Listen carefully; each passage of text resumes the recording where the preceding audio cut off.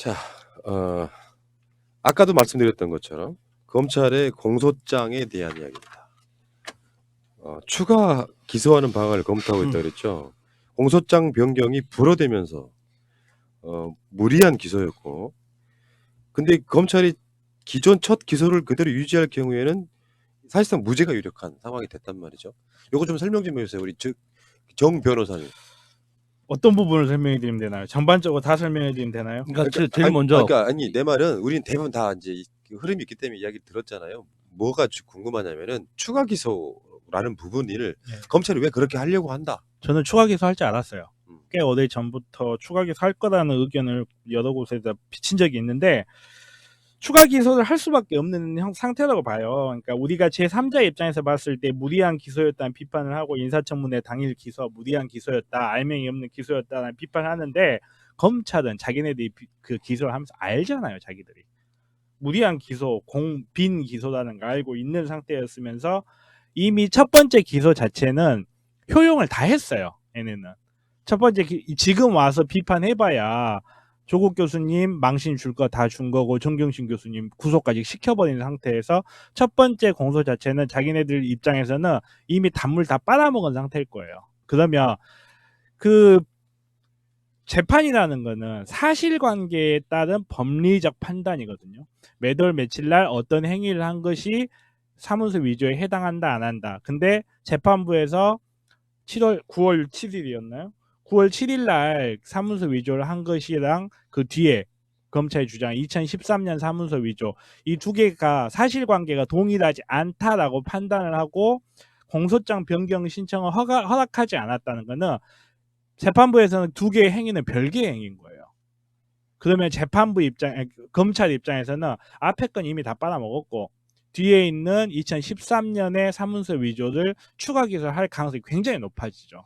제가 궁금한 게 예를 들어서 앞에 첫 번째 기소를 취소하지 않은 상태에서 첫 번째 기소를 취소하면은 검찰이 굉장히 뭐 쪽팔리는 거지 않습니까? 그렇죠. 그러니까 첫 번째 기소를 취소하지 않고 추가 기소를 할 경우에 그럼 재판을 한 가지 표창장을 가지고 이쪽 재판에 가서 이렇게 이야기하고 이쪽 재판에 가서 이렇게 이야기합니까?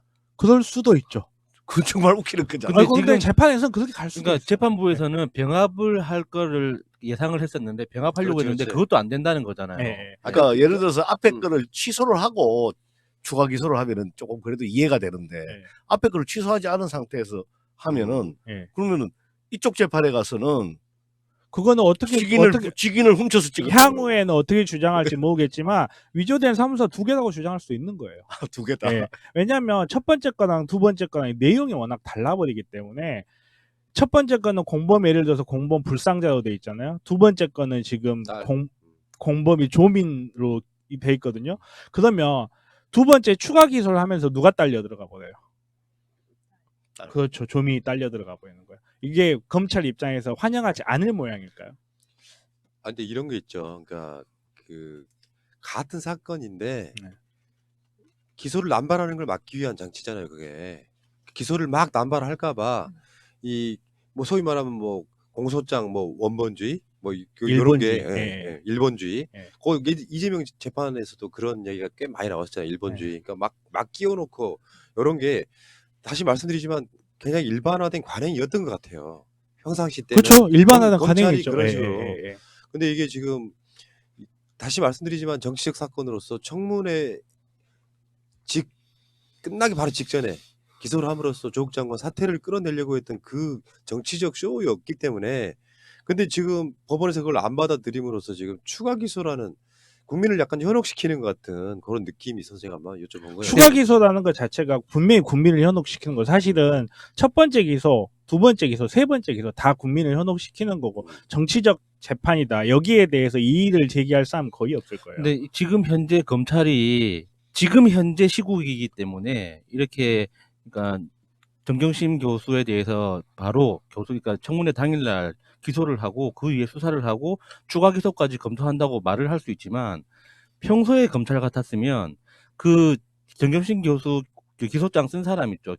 그 검사는 글자 그대로 조인트가 가루가 되도록 까였을 거예요. 아예 그 고소 말도 안 되는 거거든요. 예. 그러니까 지금 추가 기소를 한다고는 검찰에서 말은 하지만 법원에서 이미 밝혔잖아요.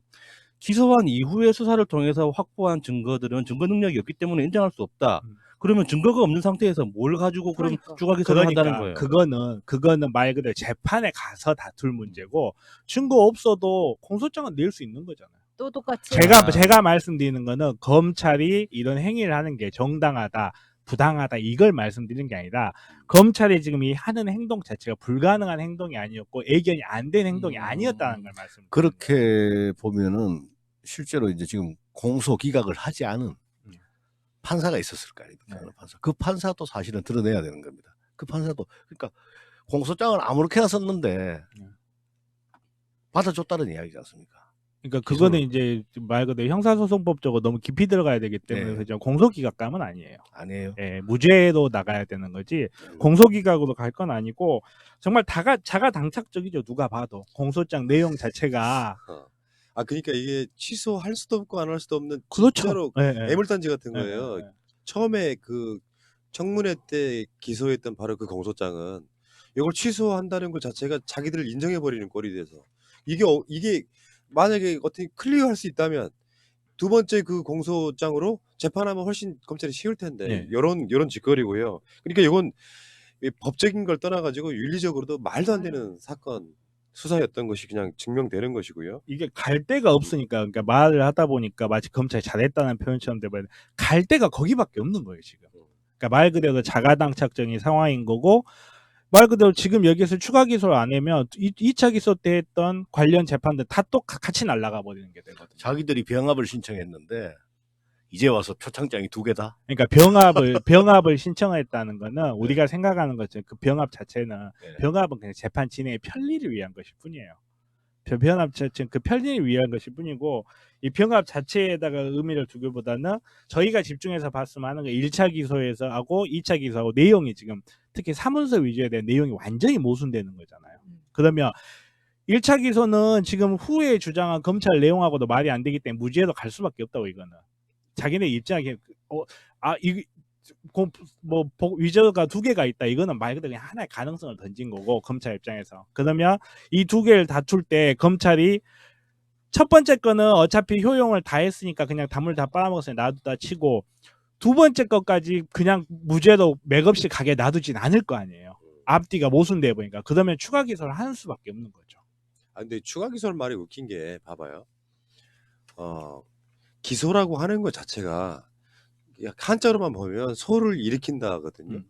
그러니까 법원에다가 재판을 해달라고 이러한 범죄 사실이 있으니 재판해 주세요라고 최종 결과물을 내놓는 거야. 기소라는 게.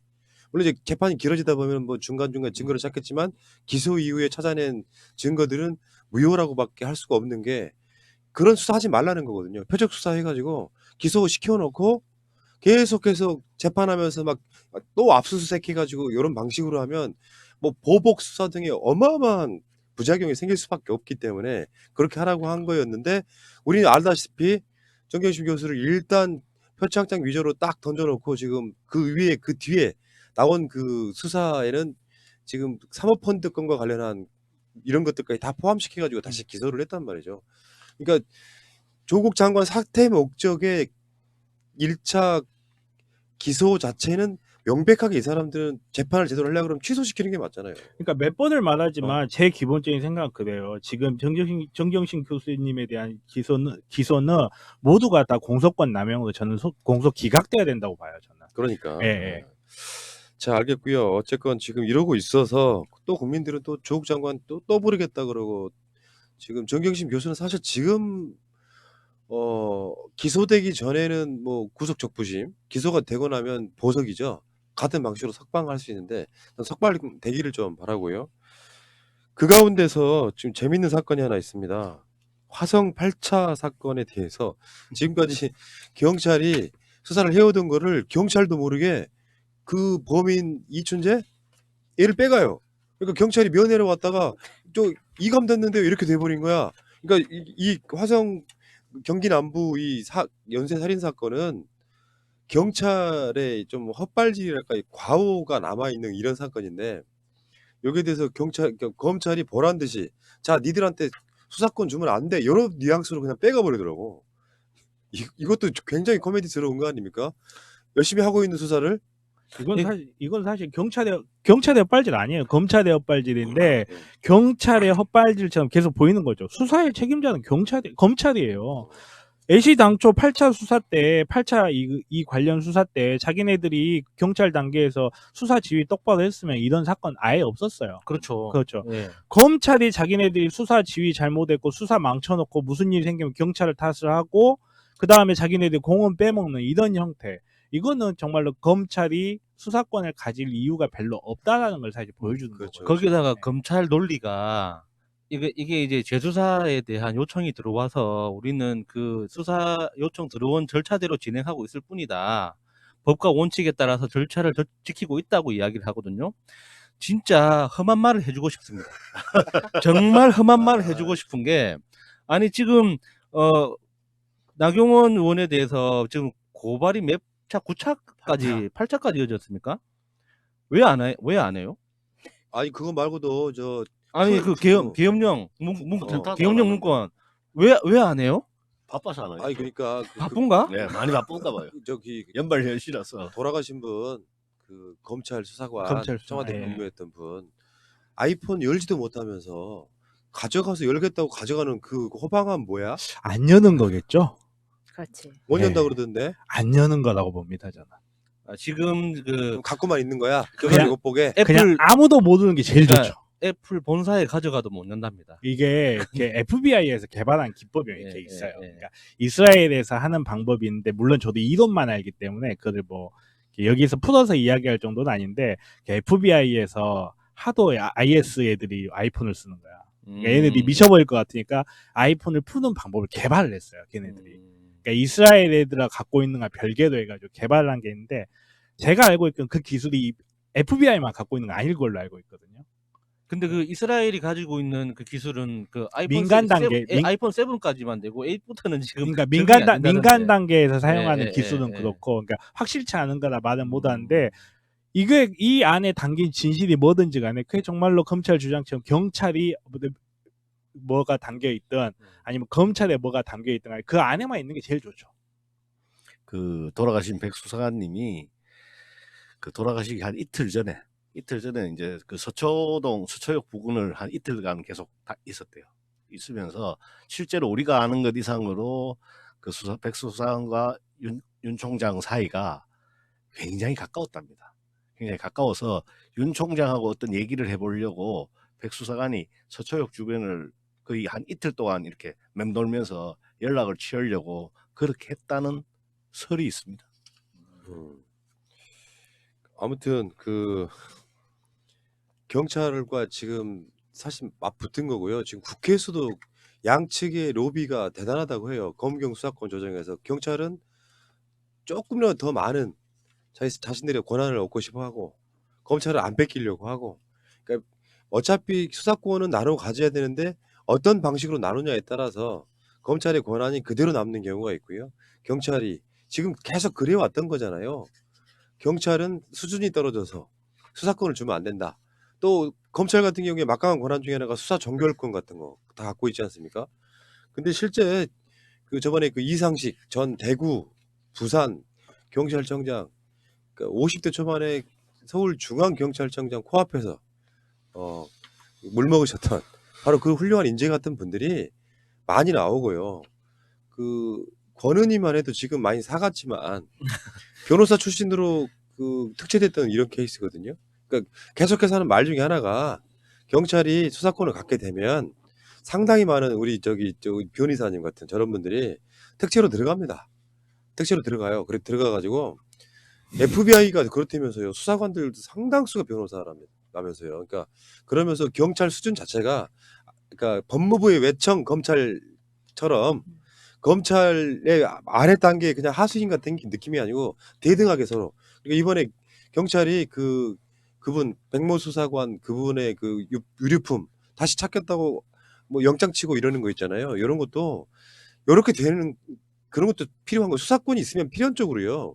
경찰이 직접 법원에다가 그러니까 영장 같은 걸 칠 수 있는 그런 부분이 되는 거잖아요. 예. 압색도 마찬가지고. 그러니까 검찰 자신들을 치라고 검찰한테 이 압색 영장을 청구해봐야 발레해버리면 끝이니까 그런 정도만 어느 정도 이루어진다고 해도 경찰이 수준이 낮아서 뭐 수사를 못한다, 수사권 주면 안 된다 이런 방식으로 가면 안 된다는 것이죠. 경찰의 수준이 낮다는 건 그건 어디까지나 검사들 주장일 뿐이고요. 그러니까 제가 봤을 때 멍청한 선생님 같은 거예요. 음. 학생이 아무리 답안지를 훌륭하게 써내도 검찰이 결국 그걸 판단하니까 내 수준에 못 미치고 쳐내버리는 것일 뿐이지 경찰들 수준 결코 낮지 않습니다. 그래도 윤석열 총장 넥타이는 멋지잖아요. 제가 자꾸 이러는 거는 저는 윤석열 총장님에 대한 충심은 그대로 있고요. 윤석열 총장님의 성공을 위해서 악역을 하고 있는 겁니다. 그러니까 검사 수는 몇 명이 안 되지 않습니까? 근데 경찰은 우리가 흔히 옆에서 가까이서 볼 수 있지 않습니까? 교통경찰부터 해가지고. 그러니까 그런 국민들로 하여금 그렇게 프레임이 걸리도록 그러면서 이제 경찰은 수준이 낮다 근데 이렇게 하는 거죠. 저 개인적 경험 하나 이야기 드릴게요. 시간도 좀 남고 그래서 제 고등학교 동창 중에 한 명은 지금 김현장의 변호사예요. 공부 되게 잘했어. 얘네들이랑 어쩌다 만나고 솔직하면 개차반이야. 김건모처럼 놀아. 근데 실제로 공부 별로 못한 친구가 있거든요. 그렇게 막 아주 못한 친구는 아닌데 지금 남대문서에 있습니다. 그것도 강력계. 얘 엄청 건전해. 그러니까 삶이 그런 거야. 그 날라리 종량제 같은 거지. 그러니까 조금 놀아본 애들은 뭐 그런 내 경험상 그래요. 그래서 내가 갖고 있는 의식은 그런 식으로 완전히 달라요. 느낌 자체가.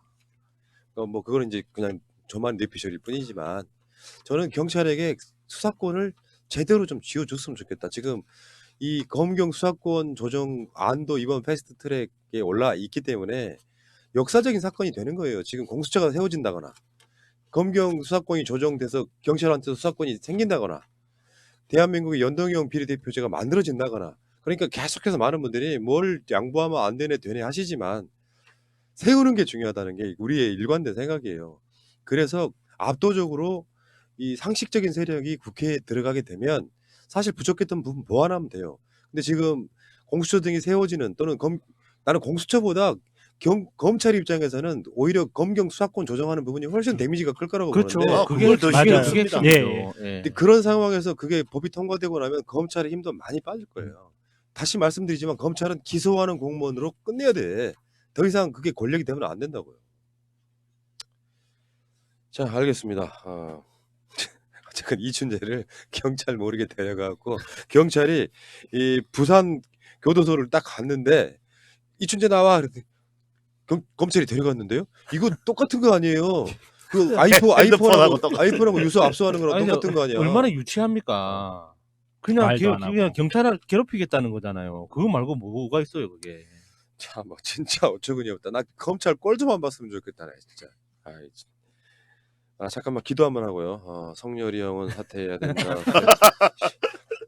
공개적으로 해야 또 그 기도빨이 맥힌다. 근데 이게 그 검사들이 국회에서 로비할 때 보면 진짜 처량해 보이긴 합니다. 자, 그 이야기 되게 많이 하는데 예. 공적인 자리에서 하긴 힘들 것 같고요. 예. 일단 제가 아는 것만 조금 이야기해. 아는 것만 조금 이야기를 이거 공적인 해드리자면 자리가 아니에요. 사적인 자리야. 이렇게 법원 지금 보면 법조인 출신의 국회의원들이 집중적인 로비 대상이라고 하는데 또 하나가 있어요. 뭐냐면 보좌관 중에 법조인 출신이 있는 경우예요. 이런 경우에 특히 검사들이 1대1 마크로 로비를 많이 하더라고요.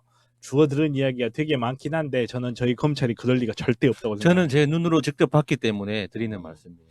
저는 오로지 악역을 맡았을 뿐이고 예. 이런 부분들이 보면 되게 가족이라든지 친구라든지 이런 식으로 접근해서 사실 저희도 그렇거든요. 저희도 배울 때 당연히 법조인, 판사였던 교수님, 검사였던 교수님한테 배우기 때문에 그 논리 알게 모르게 계속 젖어요. 알게 모르게 계속 젖는데 이 젖어 있는 사람들이 현직 검사라든지 현직 판사는 제가 아직 이야기를 못 들어봤고 현직 검사들이라든지 이런 식으로 해서 교류를 하면서 그 논리에 젖어들면 그게 다시 바로 이제 국회의원한테 젖어들 수밖에. 왜냐하면 대부분의 국회의원도 법률을 잘 모르기 때문에 이런 부분에 대해서 그 국회의원도 국민의 한 사람이기 때문에 예를 들어서 그런 거 있거든요. 경찰은 수준이 낮다 이런 게 머릿속에 어느 정도 젖어 있어요. 법조인이 아닌 사람에게 재판을 받을 수 없다 이런 의식이 젖어 있는 상태에서 밑에 보좌관한테서 그것도 법을 전공한 보좌관한테서 그런 게 보고서 같은 게 다이렉트 올라오면 국회의원들 거기에 그냥 넘어가 버린대요. 그러니까 이런 부분들이 되게 있고 되게 조금 지저분한 이야기도 들은 게 있긴 한데 이따 해줘. 그럼 하지 마요. 채널이 날아갈 수도 있어. 아, 자 어떻게 될지는요 아마 그 다음 주 목요일 정도에면 대략의 윤곽이 나올 겁니다. 어떤 법안이 어떻게 통과되고 이런 부분들이 사실은 지금 다른 거 몰라도요 이번 주말 집회는 진짜 엄청나게 나와야 돼요. 이 영향 끼친다고 봐요. 자 여러분 그 이야기는 여기까지 할게요.